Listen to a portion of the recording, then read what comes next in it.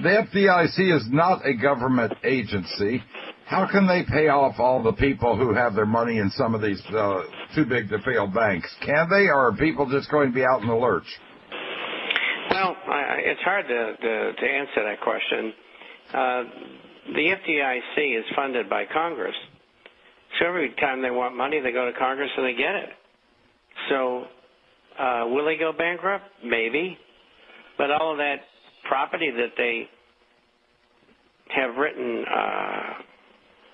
contracts on, it's all going to belong to the U.S. government no matter what. And that's why the president is talking about renting all of these empty homes caused by foreclosure. What they're up to, and I wrote about this 8 years ago, they want to nationalize housing so they control everybody.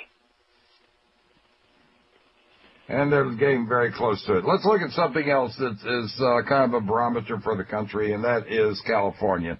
California has a population equal to Canada.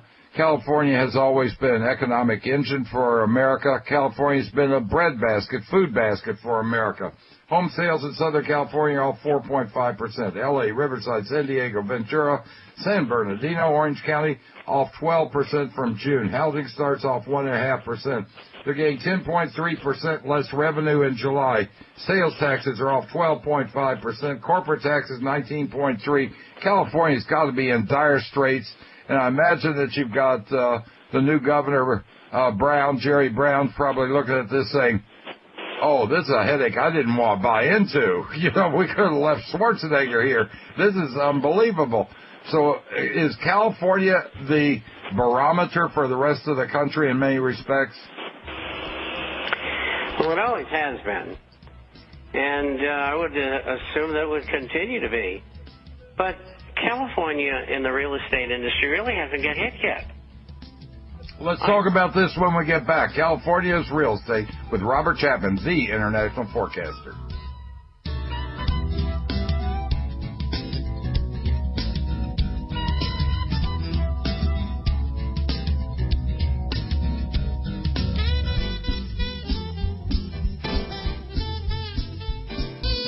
A lot of things added up to a perfect storm in California. One of them was the illegal immigration that occurred there that really put strains on all the resources there.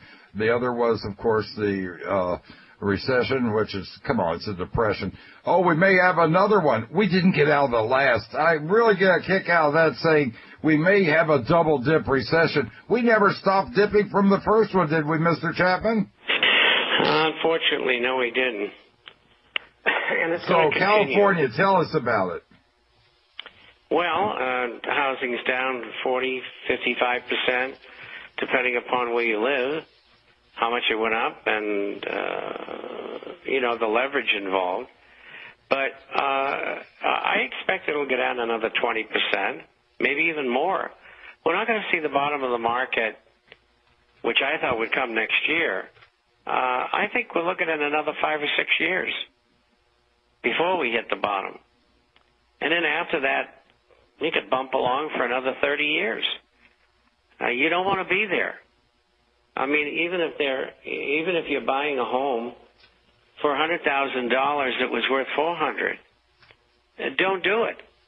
You're sitting with an asset that is illiquid. You'll never get out of it. And the essence of investment is not only making a return, but getting your money back. And you may not be able to do that. Wow.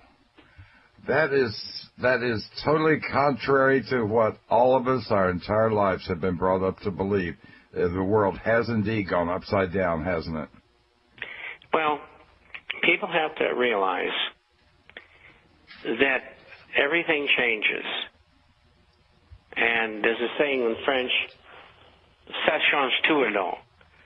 And that means that changes everything. And you have to reinvent yourself every day, no matter what your age is, but particularly people over 40, and particularly people over 65, because you've got to stay up with the changes. And you have to anticipate, if you can, those changes, which is very, very important because it affects your life. Look at all the people. 75% of people have no money that are retired. They get a Social Security check, and that's it.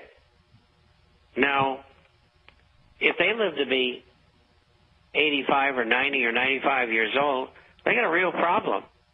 They don't have any money except that check. And government's talking about a chained CPI.